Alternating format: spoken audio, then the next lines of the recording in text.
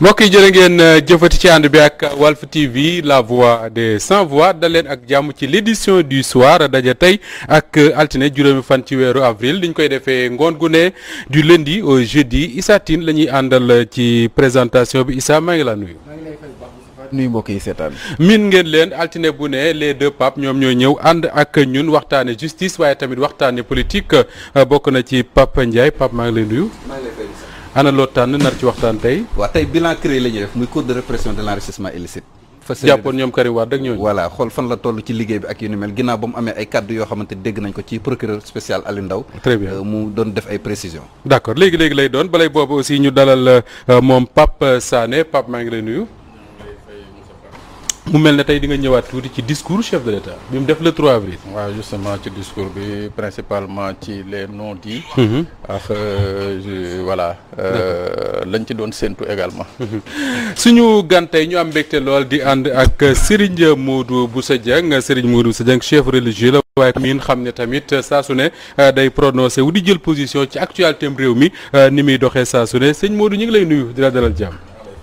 yéen ñëpp leen si alhamdulilah. alhamdulilah léegi dinañ ñëw ci waxtaan wi ak yow mais Issa balay booba am na loo tànn tey ñu war ko waxtaanee ci rubrique Vue du Net ci catal l'édition du soir lay doon. rubrique Vue du Net mu di combat bi doxoon ci diggante Eumeu Sène ak Lac de Guiers 2 waaye nag lamb joojule ci ab victoire la mujjee ci ay avertissement yoo xam ne moom lañ joxoon Eumeu Sène mu di lu mu ëppalee woon Lac de Guiers waral nag moom avertissement waaye sénégalais yi ku ci nekk ak ni nga ko gisee. ndax ñu bëree bëri jàpp nañ ne daal la distanciation physique bi nga xam ne moom la ñuy respecté ci coronavirus bi respecté lambi corona la mujjee ci wàllum match li nga xam ne rek moo di victoire boo xam ne décision arbitrale la. bëri na ci ñoo xam ne nag xëy na seenu naqar génn nañ ko ci bu baax ci biir la rubrique Vue du Net. alors daf ñuy reeloo mais sëñ Modou loolu sax la ñuy njëkk a évoqué ak yow c'est-à-dire que moment bi nga xamee ne ci réew mi ci Sénégal ñi ngi wax comment ça s'appelle coronavirus distanciation sociale di wax ne nañu éviter rassemblement yi ba tey jii am na ay jàkk ak jumaa yoo xam ne dañ koo tëj ràpp moment boobu grande mosquée gi ci la bokk moment boobu ci la ñu organiser daanaka lamb bi gën a rëy ci at mi nit ñu bëree bari daje fa finalement da nga naan ñi ñu jiite ana lan la ñu bëgg.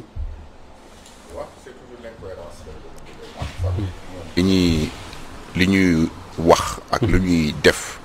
du benn avant boobu mën nga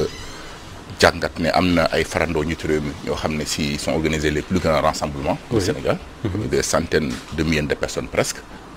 à Matam à Podor et ailleurs donc kon avant nga ñu ci làmb ji am na yeneen ñu ko jiitu woon ñoo xam ne si ñoom ay responsable lañ ñoom am na luñ ndomba tànk bu ñu yor ci réew mi comme nag ñoom ñoo njëkk a nekk en déphasage avec le propre principe bi nga xam ne moom lañ imposé pour que ñu respecter cette distanciation je pense que làmb ji aussi c'est tout à fait normal voilà donc Covid moom ñoom ñi ko wax gëmuñu ko nit ñi tamit jàppale nañ leen ci kenn gëmu ko jàppe woo ko benn compresseur itam décompresseur autant pour moi ci wàllum jafe-jafe yi nga xam ne moo am jamono ji ci réewum Sénégal waaw mais su fekkee ne li ñu waxoon dëgg la daal amul benn jafe-jafe bu war a mën a gën a tax ñu war a gën ñu xeex lu mel ne coronavirus ñu xeex mbas mi su fekkoon ne dëgg la ci ñoom kon je pense que duñu créer yooyu pour que way parce que nit ñi il faut ñu bàyyi leen ñu féex wala ñu calme wala ñu dal wala président ne comprendre na xale yi wala loolu moo tax nit ñi mer wala. d'accord alors bari na ay questions Issa yoo xam ne sëñ Modou Bousso Dieng dina ci indi tontu sànq bari am na ci sax boo xam ne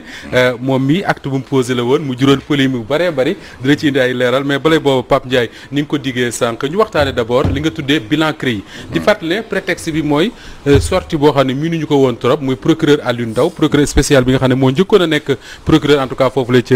CREI yi bi ñu ko taxawalaatee am na fan yi lu mu génn wax d'abord lan la génn wax moom procureur. waaw dafa génnoon rek ngir indi ay tontu. ci ay tuuma yoo xamante ne Madiambal Diagne daf ko tegoon ci kawam. encore Madiambal. waaw ci anam yi nga xamante ne noonu la doon defee liggéeyam parce que ci article de presse bi mi ngi wax ni suñu naataango boobu mi ngi wax ni procureur Aliou Ndao amul kenn ku mu jox leçon de moralité ci wàllum indépendance ndaxte moom moo fi toogoon yore liste 25 personnalités yu ñu waroon topp mais ba léegi kenn toppaleen ak yu ni mel. bi kàddu yooyu jibee nag procureur spécial ci ay jamonoom ancien procureur spécial sax laay wax Aliou Ndao génn indi ñaari précision mu ne benn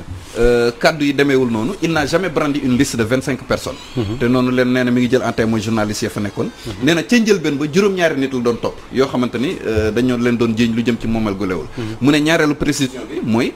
ba mu nekkee sur le terrain ba mu fay waaj a jógee am na plus de 40 enquêtes yoo xamante ni sàkk woon na ko ci section de recherche ci police ak 40 enquêtes 40 enquêtes waaw une quarantaine sax la wax yoo xamante ni sàkk woon na ko pour police ak gendarmerie ñu def liggéey boobu ci jamono yooyu ci lañ ko fa jëlee donc loolu mooy kàddu yi nga xamante ni def na ko waraloon kon ñu def taxaw seetlu def li nga xam ne moom mooy bilan CREI muy cours de répression juróom-ñaar yi nga xam ne wax na ne moom ñoom la doon topp musul nekk ñaar fukk xaw ma lan waaw juróom-ñaar yooyu dina ci bokk Karim Wade dina ci bokk Oumar Sarr nga xam ne mi ngi actuellement dans le gouvernement de Macky Sall effectivement dina ci bokk Aïda Diong suma juum waaw dina ci bokk maître Madické Niang ak peut-être ak keneen ñeneen ñu sama xel ak ñeneen ak ñeneen Ousmane Ngom waaw ñoo ñëpp ci lañ bokk ñoo ñëpp ci liste Abdoulaye Baldé te daanaka ñoom ñëpp sauf Karim Wade ñi ngi ci sauf Karim Wade ak maître Madické disons ñi ngi ci làngu Macky Sall te loolu nga souligné noonu lu am solo la ci bilan bi dinaa ci allons-y avec le bilan. Alors ñu fàttali ko def tuuti historique. Cour de répression de l'enrichissement illicite benn tribunal la genre ëttub attekaay la.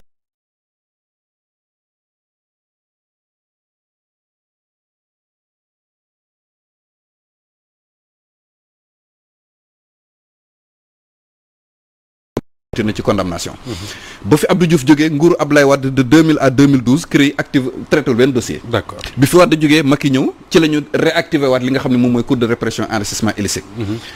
donc 2012 ba fi ma toog di wax ak yow nii. au total CREI ñaari procès kese la àtte. papa ma tijji parenthèse nga àggale. di préciser ne procureur Aliou Ndao wax na ne ci suñu réew yi ñu nekk CREI yi bonu fi. mën na fee am njëriñ parce que ni ñuy enrichiroo dafa jéggi léegi ay détournement de deniers yu demee noonu gars yi beneen système la ñuy def pour di enrichir te doo xam nu ñu koy defee donc war nga yeggal parce que li mu wax noonu lu am solo parce que en matière d'enrichissement illicite corps de contrôle mënul la épingler du Cour des comptes du IG amul benn rapport bu la mën a épingler fekk nga mën a jaar gars yi sàcc te doo xam lu tax voilà fekk rek nga mën a jaar allez-y alors donc ci nguuru Macky Sall ci la ñu réactiver li nga xamante ni moom mooy CREI donc durant li nga xamante ni 2012 ba fi ñu toll nii ñaari atte rek lañ fi organisé ci wàllum CREI 14 personnes au total lañ ci jugé 14 personnes yi mooy Karim Wade ak ñeneen ñi mu àngaloon groupe 10 personnes yooyu noonu waaw ci même dossier bi mooy ñoom Mamadou Pouy ñoom Alioune Samba Diassé Bibo Bourgi ak yéen mel 10 personnes yu groupe boobu ak groupe bu ñoom Taïbu Ndiaye mooy Taïbu Ndiaye soxnaam ak ses 2 filles adoptives donc ngoon nga gis ne 2000 ba léegi ni 14 personnes la CREI jugé ñaari procès rek lañ ci atte te procès bi ñu ci mujjee atte mi ngi am en 2015 muy procès Karim Wade 2015 waaw donc 2015 ba fii ñu toog di wax nii muy 2021 au moins am na juróom benn at yoo xam ni CREI deful dara deful benn liggéey te pourtant at bu jot ñu ngi koy voté budget 966 millions 966 millions moom la ñu am ren daanaka milliard waaw presque li ko manqué mot milliard bëri attewuñu kenn traité wuñu benn dossier ñu juróomi at yu mujj ginnaaw bañ leen yóbbu CREI ñoom waa CREI juróom benn at yi ñu mujj gi ñu génn daal déggoo fi boobu depuis jamonoy procès Karim Wade 2015 amul beneen dossier boo dégg ñu ne la CREI atte na ko donc loolu da nekk la loo xam ne point bu important la ci bilan bi alors léegi ci biir loolu fi ñu toll nii fii ma toog di wax ak yéen dafa mel ni sax amuñu volonté pour que CREI def liggéey parce que déjà CREI amul président ba fa Henri Grégoire jógee ba léegi am na mooy kenn remplacé wu ko donc fi ñu toll nii kon CREI même bu amoon dossier bu mu bëgg a atte sax mënu ko atte parce que teguñu fa juge bu nommé président boo xam ne moo ko mën a jiite di conduire dossier malgré que at bu jot ñi ngi koy jox li nga xamante ni moom mooy kii yam donc loolu beneen élément la boo xamante ni dafa am ci bilan bi alors mu am yeneen ñaari mbir yoo xamante ni il faut que ñu def ci taxaw seetlu muy benn bi yaa ngi ko doon wax léegi muy kaaw Aliou Ndao il faut que ñu taxaw ci xam nga am na lu ko fa jëlee parce que moom en plein procès tout le monde se rappelle si circonstances yi nga xam ne moom sax wax na ko ci lañ ko dàqee ñaari mbir mooy ca liñ nga xamante ni moom lañ ko reproché sax dañ ne il était devenu incontrôlable maanaam mënatuñ ko woon contrôler alors ci kaw loolu nag ci lañ ko débarqué en plein procès ñu teggi ko fa jëli contrôler ci lan waaw parce que ci defee nii wala ci defee ne niñ bëggoon mu doxalee ci ay dossiers yi doxalee wu ko d'accord foofu la ñuy waxee d'accord léegi nag kon mën nañoo njort ne xëy na bu fa desoon Karim Wade li mu daj du ko daj mën nañoo njort waaw mën nañ njort loolu tout comme mën nañ njort leneen aussi exactement léegi nag am na ci ñaari mbir moom il était sur le point def liggéeyam ñu daal di ko fay jël pour que loolu am léegi nag li fa am ñaari mbir la yoo xamante ne lu jar a leeral population bi la moom dafa am ñaari taxawaay yoo xamante ne daf ko amoon bi si jiitu mooy li tax ñu jëlee ko fa bëgguñu woon mu continuer liggéey bi am na ci ñoo xamante ne dañoo transiger dañoo jaar ci suuf delloo milliards yi ñu doon jiñ moo tax ñu bañ leen topp am na ay nit je pense que jarul sax ñu yegg ba ci tur mais am na ci ñoo xamante ne dañoo transiger te population bi nag dañoo am le droit de savoir beneen mbir bi mooy parce que dégg nañ ci cadre procureur spécial mu ne bi muy yëkkati ay kàddoom di wax noonu mi ngi expliquer que ba muy dem sàkk woon na ñu def 40 enquêtes au moins léegi nag loolu foofu tamit la ñuy taxawal foofu li jar a leeral foofu mooy effectivement moment boobu noonu. am na ci ay mbir nit ñi ñoo xamante ne dañoo gis ay soupçons ay preuves yu wane ni kii enrichissement illicite dafa am na ci ay cas yu précis. par exemple ci nguuru actuel gi wala nguur ga jëm. nguur ga fi nekkoon. am na ci ñoo xam ne moom procureur spécial Alioune Ndao dafa leen naroon topp. mais pouvoir bi bëggee ko noonu moo tax ñu weñ loxoom teggi ko fa. donc loolu mooy ñaareelu mbir par exemple bi ma si mën a joxe mooy gis nañu benn ancien ministre des finances boo xamante ne. ci benn journée. 7 milliards transférés na comptam ci benn journée. nga gis beneen ancien ministre boo xamante ne entre 2000 ak 2000 ba 2007 9 milliards transité na ci comptam à travers turu ñaari GIE. donc Alioune Ndao lu leer nañ la gisoon pour décider pour jóg pour topp ñooñu. mais puisque loolu arrangé wul woon état bi moo tax état bi écarté ko pour mu bañ a kii. alors bala ma ci wéy ak sëñ Modou le commentaire qu'il a à faire ci loolu Pape il faut nga leeral ñu ci beneen mbir. mooy ñi ñu tudd sànq bokk na ci Aïda Ndiong. li nga xam ne moo rejoindre fan yi Macky Sall. sama xel day dem ci conférence de presse bu procureur l'actuel Serigne Bassirou Gueye defoon. di wax ne dañu fekk ci moom ay takkaay yoo xam ne valeur bi mat na 40 nangam milliards. ay comptam ñaata ci ay euros. finalement soo gisee Aïda Ndiong mu toog di wax naan transhumé na enfin dem na rejoindre le camp de Macky Sall da nga naan mais attends procureur milliards yi mu doon wax yëpp fan la ne. 7 milliards. 23 milliards. 23 milliards ci ay takkaay ay yeneen ak yeneen fan la nekk finalement. waaw xam nga gis nga li nga wax nii sax daf may permettre ma ñëw ci ñi nga xamante kon puisque am na ay dossiers yu leer yu Alioune Ndao naroon topp te ñu gisoon ci leer lan moo tax topp ñu leen. am na ci ñoo xamante ne transigé nañ moo tax topp ñu leen mais am na ci ñoo xamante ni li tax topp ñu leen mooy dañoo nangoo rejoindre li nga xam ne moom mooy le camp du pouvoir kon nga gis ne la transhumance est un vaccin contre la justice. parce que voilà quoi mën nañu citer ñu bëri ñoo xamante ne dañoo transhumé liste bu gudd la maa ngi liste bu gudd boo xam ne peut-être bu ma ko fi naroon citer sax temps émission bi da ciy yem donc mën nañ ci tudd Awa Ndiaye mën nañ ci tudd Kane Diallo mën nañ ci tudd Talla Gadiaga ancien maire Malika ñoom ñëpp procureur leen naroon poursuivre ñoom ñëpp dañoo am dossier wàllu yoon ku ñu naroon leen poursuivre ñu transité daw dem ci pouvoir bi bay laa woon ak ñoom ñeneen donc loolu moom vraiment lenn la loo xamante ne lu leer la loo xam ne am na ci wàll Pape Ndiaye sëñ Modou Bousso Dieng suñu déggee Pape muy wax te li muy wax ni c'est des faits yoo xam ne c'est vérifiable finalement da nga naan Sénégalais yi interrogé wu sur l'indépendance de notre justice ñiy wax sax ne il nous faut juste une justice juste ils ont raison quand même de s'interroger. Bien sûr, même si je ne suis pas avec Alioune Ndao nag Alioune Ndao a toujours donné un mauvais comportement en tant que procureur mais li mu wax dëgg la yonent bi sallallahu alayhi wa sallam dafa wax ne sadaqa wa innahu la kadub mooy li mu wax dëgg la ndonte moom ñu ko wax amul qualité wax ko donc CREI yi moo njëkk a bon xam nga loolu wax nañ ko fu ne loi yi régir CREI yi moo nekk des lois anticonstitutionnelles ce n'est pas du ay lois yu ñu war a jëfandikoo contre ay nit mais ñu xam ne rek parquet ci exécutif la bokk parquet pouvoir moo koy lif bu ñu ko nee toppal obligatoirement day topp buñ ko nee bul topp nag am na droit lànk parce que dañu privilégié dafa war a topp dafa bul topp sañ na am na droit lànk sañ na topp c'est important donc mais dictature Macky Sall la yaakaar naa loolu jëruñ ci ñëwaat ñëpp xam nañ ko parce que avant ñuy dem sax ci nit ñi topp Ousmane Ngom poursuivre nañ ko enlever nañ immunité parlementaire am il a été frappé de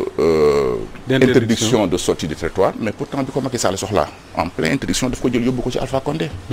téye ko ba mu nekk ko mu indiwaat ko ba pare justifié wu ko donc volonté du chef la CREI du loi yu sérieuse CREI dëppoowul ak constitution loolu wax nañ ko benn objectif lañ ci amoon muy Karim Wade lañ bëggoon arrêté pour ñàkk ko pour que mu bañ a nekk candidat loolu lañ chargé woon bi dossier Karim Wade di jeexee CREI est clos CREI actuellement amatul benn raison d'être donc malheureusement nag ça prouve que nous avons une justice à la merci du pouvoir à la merci d'un homme qui est le président de la République donc est-ce que du yooyu moo jur jamono di dox ba Sénégalais yi teg li Pape wax sànq parce que li muy wax ni Sénégalais yi xam nañ ko li xewoon ci CREI yi ñun ñëpp on a assisté au procès di ko seetaan di ko gis ñëw ci Khalifa Babacar Sall ak yeneen dossier est-ce que du loolu mooy dox ba bi ñu nee Ousmane Sonko ndawi réew mi yëpp jugandoo ne du fi amee c'est la règle de précédent moo tax bi mu ñëwee ku ñu laaj ku nekk li ngay wax day leer day wax ne lii kenn ki fi jaaroon parce que toujours objectif bi benn la dañ lay poursuivre boo xoolee ni ñu poursuivre Khalifa Sall ak ni ñu poursuivre Karim Wade du benn Karim Wade CREI la woon CREI def na mission boobu mënatul def beneen léegi ñu indiwaat détournement de deniers publics détournement sax d'objectif parce que en fait soo xoolee ci éradication des lois tradition républicaine fait partie ba pare Khalifa Sall li mu doon def Pape Diop ñu ko jiitu woon taxaw ne man nii laa doon def absolument Mamadou Diop même mi fi nekkoon depuis plus de 20 ans ñëwoon taxaw ne nii laa doon def. donc kon c'est une tradition républicaine li mu doon def jaadu na mais pour que ñu mën ko topp il faut que ñu jëfandikoo benn simple petit rapport boo xam ne ba léegi dañ ko ba léegi nawuñ ko rendre public. topp ko sujet ko tëj ko xañ ko ay droit am après président gracier ko. Karim Wade topp ko tëj ko xañ ko ay droit am après président gracier ko. kon après bu ñëwaatee ne Sonko c'est la règle de précédent nit ñi dañ koy lànk. alors ci Sonko la ñuy wéy sax Issa dina ci ñëw léegi ak. donc détournement ak Moustapha sax ñu fàttali ne maintenir uñ ko ci procès Khalifa Sall malgré que moom lañ doon gën a yëkkati mais boo xoolee bi ñuy def bi ñu koy tëj di ko condamné détournement de deniers publics bokku ci. voilà non mais nag ci chef d'accusation yi ko procureur poursuivre des deniers publics exactement mais aussi am na lu gën a grave mooy le président lui-même reconnaît ci 31 décembre que effectivement am na ñoo xam ne si épingle lañ leen ci waa këram xam nañ ko mais ñi ngi rembourser ndànk ci chambre financière le président l'a reconnu mais pourquoi nangu luñ ko Khalifa Sall donc voilà parce que l'objectif était toujours détruire l'ennemi politique jusqu'à ce que du mënati nekk. d'accord maa ngi ñëw léegi mais est-ce que le fait de rembourser ci suuf wala nuñ ko mënti defee. parce que c'est permis c'est pas interdit par la loi. on peut le faire mën nañ ko def. waaw si en matière de détournement de deniers publics foofu dañ la naan wax sax avant procès boo cautionné sax am na montant boo xam boo ko joxee sax dañ lay may liberté provisoire bàyyi la nga génn d'accord alors mais bëggoon naa ñëw insister ci li nga xamante ne sëñ bi wax na ko dafa am solo maanaam créer valable parce que boo xoolee décision yi muy atte yi muy génnee kenn mënu ko exécuter sur l'international parce que état du Sénégal ba mu bëggee delloo si lu xaalis bi nga xam ne gis na ni Karim Wade moom la moom am na ay procès yu ñu amaloon ci bitti mais mënuñu ko exécuter fenn muy cour de justice CEDEAO muy dégg nga maam fële ca Monaco tribunal bu Monaco Nations Unies instance ak yooyu yëpp mënuñu ko exécuter ça pose problème te président de la République nee woon na CREI dañ koy transformer def ko CRIEF au lieu mu nekk cour de répression de l'enrichissement illicite mu nekk cour de répression des infractions économiques et financières nga xam ne bu ñu koy soppi dañ koy jubbantiwaat renversement charge de la preuve ak yeneen yi nga xam ne am ak le fait que bu ñu la condamné mënoo def appel yooyu yëpp dañ koy jubbantiwaat mais un mot Pape Sané juste un mot rek man c'est par rapport au budget de la CREI je sais pas si le budget parce que là man quand Pape me dit 966 millions ci ñoo xam ne ña nga toog enfin mais xam nga li ma ci décelé mooy que eggul 1 milliard pour que ña nga xam ne ñoo nekk CREI qui soit assujetti à la déclaration. parce que ça c'est important parce que un budget bu mat 1 milliard da ngay def déclaration comprendre donc ça veut dire que quelque part soo ko xoolee xaw ko méngale un peu bu Cour suprême dafa mel ni que le pouvoir le fait exprès maanaam bàyyi ñooñu la possibilité la latitude de gérer ces deniers ni mu leen neexee sans pour autant ñu exiger leen la déclaration de patrimoine kooku ça peut être un ressort bi nga xam ne tamit pouvoir bi saa yu ñu soxlaa ceux-là qui sont au niveau de ces institutions là daf loolu leen la ñu bëgg. très bien alors sëñ Modou Bousso Dieng ci justice sax la ñuy des li ma bëgg a comprendre mooy lan moo tax bi ñu fi tuddee coowal Ousmane Sonko Adji Sarr nga xam ne moo yëngal réew mi ba xaw ñoo yóbbu ci guuta nga tànn soutenir Ousmane Sonko d'abord lan moo tax. bon ku xam sama histoire lu nekk xam ne j'étais très cohérent par rapport à moi-même par rapport à ma démarche parce que man personnalité yi ko jiitu woon yëpp il fa amoon problème yu mel noonu dans ces circonstances pareilles je me suis levé automatiquement pour aller intervenir muy Bara Tall muy Cheikh Tidiane Gadio muy Macky Sall bi tey il m'a toujours appelé pour me remercier tey laa nekk noonu mais ba muy metti xaritam laa woon trop daf doon wax Aliou Badara Cissé doon ko soutenir bi ñu koy mais je prends témoin Aliou Badara Cissé mi ngi dund maa fi voilà exactement donc et puis Ousmane Sonko moo ne ci dëgg parce que pourquoi moo ne ci dëgg quelle que soit circonstance yu mën a nekk rek ci justice dafa am le juge ne peut baser que sur des 3 éléments ba ci njëkk mooy la version des concernés les 2 versions différentes bi toppaat mooy ce qu'on appelle les témoignages immédiats mooy ñi nga xam ne si ñoo ko fekkee bi toppaat mooy l'attestation des personnes habilitées mën na nekk certificat de nangam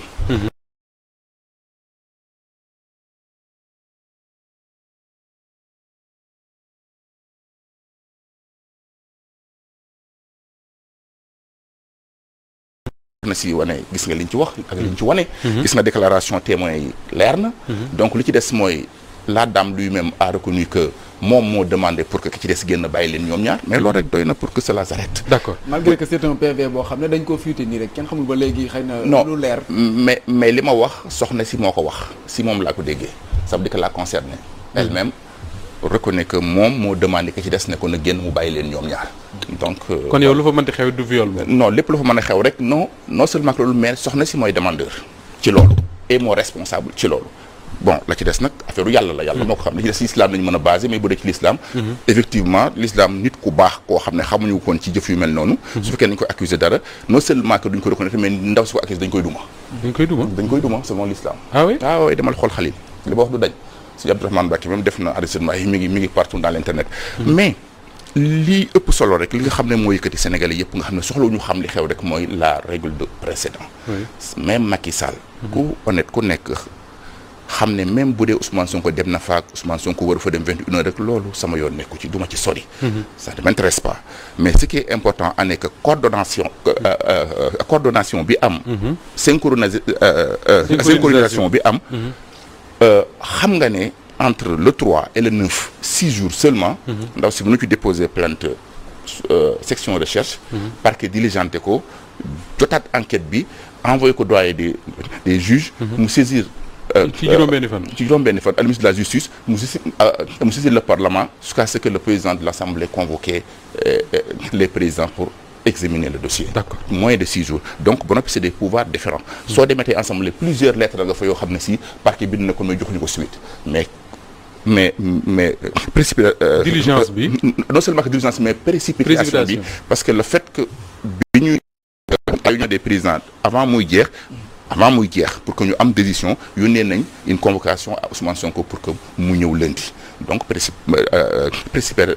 précipitation boobu. xam nga ne y a un coordonnateur derrière kooku mënul nekk ku dul ki am influence au parlement am influence à la justice. ñu gis ne déjà Ousmane Sonko nga ci soutenir ci mbir moomu la mais am na ñoo xam ne ñoo ci ñàkk seen bakkan am ci sax ñoo xam ne yàqule nañ ci daanaka ay milliards mën nañ ko wax ci ay commerce yoo xam ne yàqu na ci ñenn ñi ñàkk seen liggéey tey boo doon situer responsabilité yi fan nga jàpp ne fa lay féetee. mais benn responsable rek moo fi nekk muy kii ne ci ginnaaw loolu lépp parce que bi mu commencé ñëpp gis ci main du pouvoir wax naa ko ñu weddi ko ma waxaat naa ko religieux yi saisir nañ le président. loolu bokk nga ci njëkk waxaat naa ko il a été têtu faalewul kenn pour que mu apaiser parce que lii xam nañ ne jëmul fenn et puis amul yenn base yu claire donc ñu ne ko mu ne leen noo affaire yoon la te yow sax yamu ci mais bu sañoon sax sëriñ bi du dugg ci yooyu c'est ça loolu la président Macky Sall tontu bu sañoon sax sëriñ bi du dugg ci yooyu donc moom la wax sëñ moom la wax moom la wax xam nga balaa suba nga dégg kenn ko neexal 100 000 benn petit Mbacké benn boy Mbacké mu génn non sëñ Modou Sène man li ma wax dama koy assumer dama ne leen il a été saisi le président lui-même ne voulait pas que le marabout intervienne bi mu demee nag ba ñàng ba affaire yi ñàng mu bëggaat affaire yi calmer dugalaat na leen ci d'autres formes bon on a compris mais alhamdulillah après bu 14 personnes ou 13 personnes faatoo donc kenn rek lañ ci mën a indexé muy le président bi nga xam ne dafi bëgg a nekk à vie képp koo xam ne si il est susceptible d'être candidat wala capable na pour indi ko jafe-jafe. sëñ Modou Macky Sall moo la gën a xam ne du fi nekk à vie nag. non attention loolu Sénégal du réew moomu. non mais loolu la bëggoon. attention bu projet am jàlloon. bu projet am jàlloon. attendez 5 lañu woon 5 yooyu premier ministre waxoon na ne 5 la ñuy doon. avant 2019. ñu ñëw nekk 5. kenn ki léegi se déclare Mburok Sow.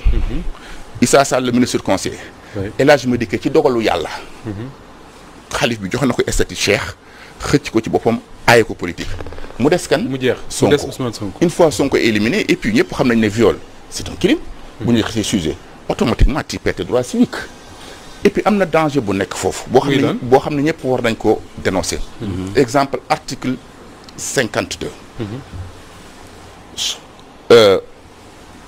nit ki. mun na dafa interdit képp kuñ condamné plus de 5 ans. tu perds tes droits civiques. waxul ne tu n'es pas éligible de. tu dis que tu peux pas être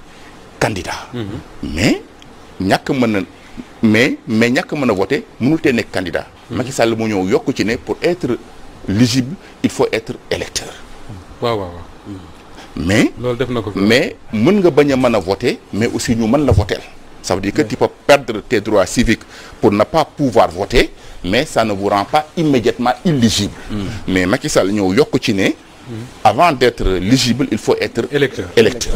donc il faut ñu enlever loolu parce que nit ki mën nañ ko tëj lu ne mais nañ bàyyi. parce que boobu nee nañ sax moo daloon Karim Wade parce que mu inscrit woon il n'était pas inscrit sur les listes donc mënu nekk candidat. exactement donc pour ñu voter nit kooku choix peuple bi la nañ ko bàyyee peuple bi mais duñ ne directeur Moustapha def na lii non kon léegi sëñ Modou bi ko bëggoon choisir perdre na droit am pour choisir ko loolu baaxul il faut que lu Moustapha man def nañ ko teg daan yi ci yoon wax mais nañ bàyyi yeneen population yi nga xam ne ak d'autres citoyens yi nga xam ne am nañ ci moom confiance mais ñu mën ko tànn. am na réew yu fal président ci prison sax. ba fekk bu nekk prison yi. très bien alors sëñ Modou duñ mën a génn ci sujet boobu Issa te waxuñu ci leneen loo xam ne xew na parce que bu Ousmane Sonko génnee ni mu def mooy dem remercier ñi nga xam ne ñoo ko doon jàppale mais bi mu ñëwee sa kër ñu jibal fa ay xasiday Serigne Touba ñu bari ne nan la sëtu Serigne Touba ma nee nangu di jàngal ay xasida ku mel ne Ousmane Sonko est-ce que leeral ñu d'abord qu'est-ce qui s'est effectivement passé. mais comme ni nga ko waxee noonu la demee mais dama ne. xam nga dañu war a dem jàngi xale yi les disons les petits marabouts soi-disant doomu marabout dañu war a dem jàngi. ay doomu marabout xamuñu ne. donte nag dégguma ci kenn amul kenn ku am solo wala ku tekki dara ku ci wax dégguma ko. am nañu ci wax nag. mais ñi ma ci dégg de amuñu tekkiwuñu dara parce que ma Touba laa juddoo def naa fa 43 ans léegi ku fa tekki dara xam naa la. mais li mu normalement voilà mais li mu bëgg a wax mooy man Dieng laa sant. mais ku ma laaj ma wax la lu ma bokk ak sëñ Touba. loo bokk ak sëñ Touba. sëñ Massamba Mbacke moo jur sëñ Modou Fatick xarit mu jur suma yaay. sëñ Massamba mooy ki sëñ Touba. lu sëñ Touba mi ni rek moo ko mas xasida yooyu rek lépp moo ko def moo ko yaral boobu moo ko jàngal donc am na ñoo xam ne ñu ngi may wax Mbàkke xaw ma lu ñu bokk sëñ Tuubaa dañ bëgg wax ne benn arafu alxuraan moo gën yonente bi sallallahu alayhi wa sallam mi nekk sëriñu sëñ Tuubaa xarfu min alxuraani xayru min annabii sallallahu alayhi wa sallam xadisu muttafaqun alayhi sëñ Tuubaa reprendre ko ne wa xarfuna alwaxidu lil quraani afdalu min nabiyina al adnani une seule lettre du Coran est meilleure que le prophète alxuraan boobu ànd naa ba tey ak ay politique xalif général bu murid jël kaamilu alxuraan jox ko ay politique waaw mais de quoi man may am gan sama kër ku fa ñëw ak koo mën a doon ànd na ak ay ambassadeur ñëw ci kii ñu jàngaleen xasida mais lan moo ci nekk jàng Ousmane Sonko est un politique jàng fekkee moo ko mais Issa jàng fekkee moo ko mais nee nañ jàng ba yamu ca parce que dañu am dugal turu Ousmane Sonko ci biir xasida déet mooy li ma wax ne ñoom dañu jàngul rek waaw exemple man su ma doon am beneen gan bu tudd Mouhamed ñu ñëw ne way ya rabbana salli ala Mouhamed ñu ne way kon Mouhamed boobu Mouhamed bii la ñoom ñoo yeb sëñ Touba ñoom ñuy essayer jegele loolu ñoom dañ doon jàng jës bu bi Ousmane Sonko ñëw ñu yëkkati Seydina mu Ousmane xatalu Seydina mu jàmmalu Ousmane man xat-xatalu muy bindu comprendre nga kon buñ jàngoon xam ne kii sëñ Touba désigné ki muy wax ñiy jàng ba toll ci tudd Ousmane ki tudd Ousmane pourquoi de quoi ñu war ko dendale mais est-ce que lu bees la fa déjà daan nga ko def avant wala peut-être Ousmane Sonko tax Serigne Modou Boussa Dieng di jàngul ay xasaay mais xoolal Baratal ba muy ñëw suma kër Baratal 2010 xasida laa doon jàng régulièrement même bu dara xewul man dañuy ñëw di ma man ku ne xasida yi ñëw sama kër di ma jàngal xasida donc je pense que c'était un faux débat mais lenn rek un faux débat créé par qui kon non écoutez par les gens de Macky parce que bi ma daralee Sonko ça a été un peu xaw na menace surtout li ma ne le fait que sëriñ bi nañ ko teg ci suuf sëriñ bi bu nee nañ ko teg ci suuf rek parce que kon fekk na jàpp ma ne Ousmane Sonko tooñ na man noppi naa si voilà te déjà dama commentaire rek li mu wax voilà ça a été mon commentaire kii m'est propre léegi ñoom ñu ne wéy parce que léegi kon dama ne sëñ bi nee na sell na Ousmane Sonko donc ñu dem wuti sëti sëñ Touba yi gën a mag pour am nañu def ak ñoom pour que ñu weddi ma ah oui oui bien sûr ils sont refusés léegi ñu dem nag am na xay benn xale yoo xam ne boo joxee 20 000 30 000 wala nga ma leen portable mën a génn non mu bosi noonu mais ma faale wu ma leen mbott yi yu ko ci ndox mais est-ce que commentaire yi itam taxul woon parce que nag déjà sëriñ bi wax xëy na li mu wax noonu rek yow nga ñëw taxaw commentaire ko non sañ naa ko damay commentaire hadis maay commentaire waxi sëriñ bi li mu wax man dama ci dégg ne lim ne teg leen ko ci suuf su amoon victime wala ko tooñ doone nañ ko teg ci suuf loolu samay wax la violation am nga ci droit man ne Ousmane Sonko amuñu benn relation politique biñ ñëwee direct lañ def ci presse déclaré mu dem ma dem moom dafa amoon problème intervenir na comme yeneen citoyens yi ko jiitu woon di ay kilifa bi ñu amee problème ak pouvoir. amuñu benn regret non mais si leen rek laa ci regretté.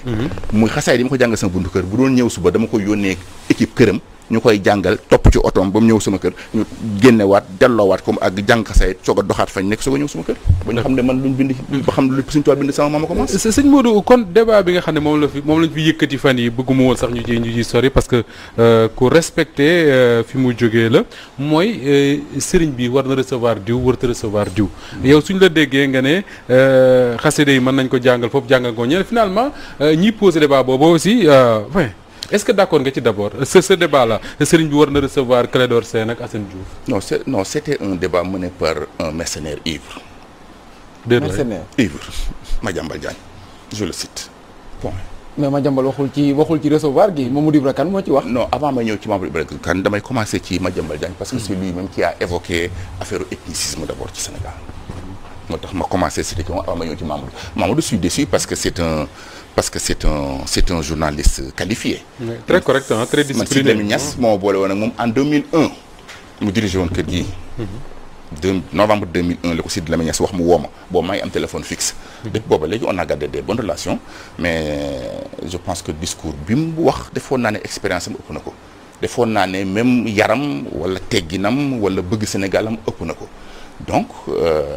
il m'a déçu. donc te waroon na ci def ay waroon na demander excuse xam nga li bon nag mooy Sénégal da ngay waxaat ñaari ba ñu jël Moustapha def ko benn star finalement yow da ngay nekk donneur de leçon fàtte nga ne yow tu n'es qu'un journaliste qui doit analyser joxe nga bàyyi nit ñi ñu wax seen xalaat mais da ngay defe ne non yow déjà da nga am pouvoir sujet Sëñ Mountakha sujet lu tax fekk yow da ngay dem ba wàcc sa am d'accord ngeen ñëw le mais Pape quelque part on fait abstraction de Mamadou Ibra Kane wala keneen ku ko wax mais est-ce que quelque part ñun les journalistes que nous sommes analyste chroniqueur comme yéen ak Pape ak ñeneen est-ce que quelque part du ñu am problème pour comprendre suñu société xam nan lay doxee xam par exemple que ni Serigne Mountakha Bachir ku mënti ñëw seet si ko dina la recevoir est-ce que du quelque part du ñu jaawale ñun la république ses exigences ak yu demee noonu ak ni ko tubaab bi jàngalee ak la réalité de notre société. ak Serigne bi mënul dàq diw déjà ne ko ba dugg ci muy la réalité de notre société. Blaise Diagne le premier franc-maçon africain recevait Blaise Diagne le premier franc-maçon africain te pourtant sëñ bi teewul mu ne Blaise mi sol na boobu Iblis mu yom ci moom képp te teewul recevoir na ko teral na ko en tant que humain.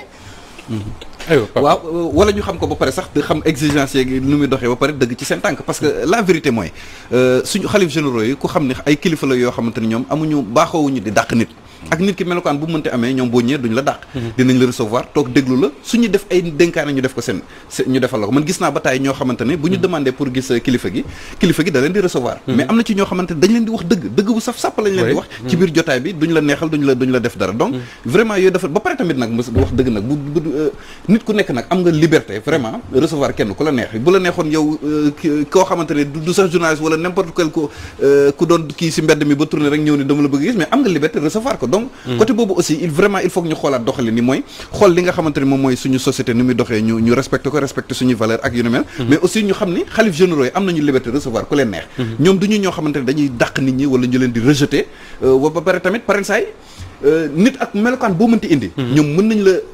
recevoir te jóg yow ci biir néeg wax la dëgg ba pare savonné la bien bon wax la dëgg bu baax a baax nga teggi sa tànk bu fekkente ne da nga ko teg ci yoon bu jubul laata ñuy génn ci mbooloo mi nag pour fësal li nga xam ne moom mooy seen déclaration. sëñ Modou est-ce que sax du foofu la ñuy xaar kilifa diine mooy capacité wu Moustapha mi yàqu ñu may ko chance defar ko mais exactement c'est xam nga parce que li grave mooy yow lii nga jàng nga bëgg a commenter leneen bëgg ci joxe ndigal bëgg ci jàngale bëgg ci joxe leçon voilà malheureusement loolu mooy tromper ñu bari Mamadou mi tenir loolu ñun ñëpp amuñu dara contre Mamadou mais maîtriser wul li mu wax. C'est un très bon journaliste. C'est un très bon journaliste. Il faut lui reconnaître. C'est un très bon analyste mais aussi c'est un très bon journaliste mais aussi un mauvais analyste parce que il s'est très lourdement trompé là-dessus parce que maîtriser wul sujet boobu kon waru koon jéem analyser. ça veut dire ku sëñ bii recevoir ak ku mu recevoir kooku xamu ci dara. D'accord. mais da nga ko jàppee prolongement wu mbir yu fi xewoon discours Madiambal Diagne bi sax si début intervention yaa ngi koy wax. ak discours ethniciste bi nga xam ne moo fi am. oui pourquoi que je cite ce nom vraiment je le gardais vraiment pour faire ay précisions ci moom. Qui ça? Madiambal lui-même. Grand Madiambal. oui grand Madiambal comme vous le bien parce que bii mooy ñetteel yoon ko fi tudd. ci ay terre Sëñ Bass Abdou Khadre ci ay ambulance bu def xaalis pour indi Touba. ah oui oui bien sûr pour 163 millions yu réer biir que Sëñ Mountakha il a toujours menti. ah oui vraiment je garde une dent pour lui pour wax ko. mu leer nañ moo tax je me suis trompé des deux noms. ma commencé ci moom pour bañ a. sëñ Modou loolu moo ci neex je garde une dent contre lui donc li nga bëgg a wax nag ko. non bien sûr donc xëy na loolu moo tax. mais daal bu ñuy wax ji daal mooy. y a un autre débat Touba bu fa xom bu fan yii muy parce que hôpital bi ñu président bi waxoon. yéen a ngi ko suivre. mooy hôpital ba ci yoonu Darou. ba ci yoonu Darou xam nga yéen a ngi suivre barki démb je vous ai bien suivi Moustapha ba nga jeexal ak sa invité yëpp. barki démb ci discours président bi. mais un discours raté. parce que ñenn ñi jàpp nañ ne moo fi gën. non raté parce que gis nga da ngay jël discours bi nga xam ne ci ngay ëpp yaakaar ci le président de la République Macky Sall. 31 décembre 1960 premier discours de la nation de Senghor. jusqu'à 3 avril passé soo xoolee discours yi même formule bi la. Sénégalais sénégalaises bonjour concitoyens pas plus promesse. sargal armée bi. 31 décembre bi passé 2020 Macky Sall lan la wax defe na ñetti hôpital yoo xam ne dina ko inauguré rapidement. bokk na ci bu Sédhiou bu Kédougou ak bu Touba. ne Serigne bi maa ngi enregistrement bi fii ci sama poche. ne Serigne bi mois de mars bi ñu jëm dinañ inauguré bu Touba. tey la ñaata ci avril. only 5. donc xam nga kon li mu waxoon déjà du dëkk. njëkkoon naa wax sëñ Mountakha bi mu sëñ Sidi Mokhtar. bi mu jàkkaar lool le jeudi 26 novembre 2015 ne ko dinañ fi defar hôpital boo xam ne 13 mois lay duré. fekk 13 mois dinaa fi ñëwaat Mbàkke ubbi si ko maa ngi image yi fii tuumaa lu ma ko dee. 13 mois novembre 2015. ñu ne non tuumaa ci sëriñ daa am sëriñ fi benn sëriñ lekku ci benn dërëm. kenn lekku ci tous ñu naan daa am sëriñ ñu lekk xaalis foo ma sa gis ab xaalis bu ñu defee hôpital bu ñu jox ay sëriñ fan la am ci Sénégal. tuumaal ay der parce que la mu waxoon du dëgg. dëgg yàlla sëriñ warul gérer xaalis bi itam. lu ci yoonu sëriñ ci hôpital amul ci sax xamuma Touba benn sëriñ bu fa laal dërëmu hôpital amul. loolu ay tuumal rek bu ñu waxoon pour vraiment prétexte. ñu demaat ba ci yàgg bërki démb mu waxaat sëriñ bi lool ne ko mars dañ ñëw ba léegi absolument rien donc kon je pense que bu ñëwaatee di diggee. di demander les gens au respect de nos institutions. vraiment je suis désolé parce que lan mooy institution. institution représente le peuple. Mais mënuñu respecter les institutions sans que ñu respecter la démocratie. institutions yi ñi leen représenter actuellement. je prends exemple les institutions municipales. les maires actuels mais amuñu benn lien bu leen booleeg peuple bi parce que mandat moo leen boole woon ak peuple bi. te mandat bi jeex na depuis 2 ans. ils sont en parfaite illégalité. donc bu noppi président appelle que ñu respecte leen ça va être le cas des députés dans une année et demie. légal nañ fi mu nekk nii xanaa légitimité ba kay mooy dem mais légal bi moom mi ngi fi. kan ginnaaw bu ñu ko prolongé ba noppi. non écoutez à ce prolongement ça n'appartient pas à un décret présidentiel de prolonger un mandat d'un élu local. yaa ngi wax sànq Touba ak le président de la République Macky Sall lan nga jàpp ne moo mën a waral des fois xëy na digg yi nga xam ne mi ngi ko fay def te du mujjee fenn. dama bëgg a wax droit aussi avant tout. président Macky Sall amul pouvoir prolonger mandat quelqu'un élu. ce n'est pas normal. dafa waroon mettre les mairies en délégation spéciale. comme ni ko Wade defee woon. voilà c'est ça. avec l'amendement Moussa Sy. mais prolongement par décret c'est toujours illégal. donc kon ils sont toujours en parfaite illégalité. vous me demandez problème Macky Sall ak Touba. oui voilà non. parce que il dit que li nga wax mooy chantier yi li mu fa diggee yëpp yu ci ëpp amul. dafay defu ko lan moo ko waral la difficulté c'est quoi l'État n'a pas les moyens wala dafa am un autre problème. bon c'est une série de problèmes parce que njëkk maa laaj lan moo tax Moustapha Diakhaté ne Macky Sall ne Touba amul cadre 2 millions de personnes y a pas de cadre. ku wax loolu. Moustapha Diakhaté ko wax ne Macky Sall ko wax moo ko wax moom en tant que chef de cabinet mu demandé ko ne ko Touba nomination mooy leen defal Touba parce que Touba amul cadre. une ville qui contient plus de 2 millions de personnes presque amul cadre. c'est un discours ethniciste dangereux séparatiste grave venant de qui le président de la République. Madiambal ci moom la waroon njëkk commencé ci président lui-même moo fi indi débat ethnicisme boobu. lan moo tax Touba selon eux ne ma sax gisuma ko ñu ne Macky Sall investir na fa de 2012 à aujourd'hui 80 milliards sur 35 000 milliards il a investi 80 milliards c'est combien pourcentage ci deuxième ville boo xam ne mooy deuxième ville démographique mais aussi mooy deuxième ville économique. Je n'ai pas évoqué l'importance religieuse mais aussi muy ville boo xam ne presque dina dugal chaque année plus de 350 milliards ci màggal mooy seule ville dans le monde qui regroupe mobilise plus de 7 millions de personnes selon les statistiques de RFI mais Macky Sall ignore tout cela parce que simplement il n'a jamais politiquement gagné Touba. D'accord. Alors ñu jëm ci discours bi Pape parce que waxtu bi mu ngi ñuy dab mais on l'avait promis mooy di nga ñëw ci li nga tuddee les non-dits du discours du 3 avril bismillah. waaw Moustapha merci encore. juste rek ma am précision rek bu may def ci maanaam. erreur yi nga xam ne souvent muy journalistes yi ak chroniqueurs yi comme dañ koy def. ci yenn discours yi di méngale république bi c'est parce que quelque part man dama jàpp ni que.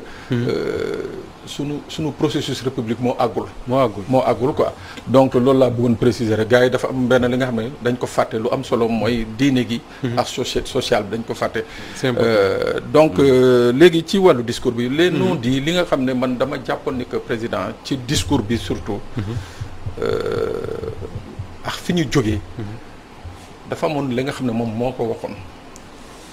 ba ay ministre am jóg sol seen daal dem ci hôpitaux yi di seeti ay ndaw ay malade ki ay ñi nga xam ne gaañu nañu wala donc dafa ne woon ñooñu ak seeni njaboot dana am benn prise en charge bi nga xam ne daañu ko def ci ñoom le 8 mars la ko waxoon 8 mars waaw donc man tey ji dama jàppoon ni que tey le point phare de son discours dafa waroon nekk ni que la mu wax keroog le 8 mars j'ai compris je vous ai compris daf ko waroon redéfinir ba mu mot sëkk ci naka parce que nit ki tamit boo ne j'ai compris pédagogiquement école sax bu ñu lay jàngal boo ne j'ai compris dañ la naan lan nga comprendre donc waroon na wax sénégalais yi moom lan la comprendre waaw est-ce que du foofu lañ ngeen ñàkk sore yéen chroniqueurs yow ak Pape Ndiaye ngi mel ni yéen mooy bu président waxee ne j'ai compris ngeen laaj lan la comprendre waaw c'est important lan la comprendre oui parce que man Pape Ndiaye mën na wax dara ma ne ko comprendre na alors que moom li ma bëgg a comprendre ak li ma comprendre bokkul et son discours bii mu def le 3 avril wan na ne que il n'a pas compris moom en fait le message des Sénégalais. li ndaw yi bëgg non déedéet il n'a pas jeunesse bi nag la gën a comprendre quand même. déedéet emploi xam naa ne doon na terme boo xam ne moom la ñuy gën a dégg. surtout employabilité xam naa ne moom fan yi mais est-ce que le message c'était emploi tout de suite et maintenant tout de suite mais parce que emploi boobu ci boppam sax am na ci ay tolof yu bëri yi nga xam ne ci biir message bi wax na ko parce que daaw dafa taxaw stade Alassane Djigo Pikine daal di ne Pikine yéen je vous promets 1 million d'emplois 1 million d'emplois le 3 mu ñëw mu ne 65 000 emplois teew mois de mai dinaa ko teg xobbet 65 000 emplois sur l'étendue du territoire national ak 5 000 jàngalekat waaw donc ça veut dire que lële 1 million d'emplois bi Pikine moom nañ ko teg ci suuf 65 000 mais 1 million bi ça n'exclut pas 65 000 au mois de mai waaw Moussa Ba nañ ko def 1 million 65 000 waaw 1 million 65 000 admettons mais tey jii ci emploi yooyu li mu wax moom ci waxam mooy c'est des emplois yi nga xam ne c'est des emplois précaires révocables oui mooy ay pavage wàllum et puis pavage maire yi ñoo ko daan def waaw mooy maanaam Khalifa Sall ñoo daan def maire pavage daañu la jël tey fay la fukki junni ak ñaar wala fukki junni ak juróom ci ñetti weer après nga delluwaat ci chômage man dama jàpp ni que tey jii président politique bi mu waroon teg tey jii dans son discours mooy une véritable politique d'emploi c'est-à-dire basée sur la richesse bi nga xam ne moom la Sénégal am. Oui, mais quelque part quand il dit que ni buy insister ci agrobusiness ak agriculture ak la convention état employeur est-ce que mënuñu jàpp foofu ne président Macky Sall comprendre na que ni am na ndaw ñu bëree bëri fii bu ñu bëggee emploi bu sain comme on dit et non bu précaire nañ fexe ñu dellu ci àll bi bay. mais Moussa Ba c'est que en finançant les gros porteurs comme ñoom les gros producteurs comme ñoom sëñ Modou yooyu. Ouais, mais Moussa Ba j'imagine am nay tool moom. c'est que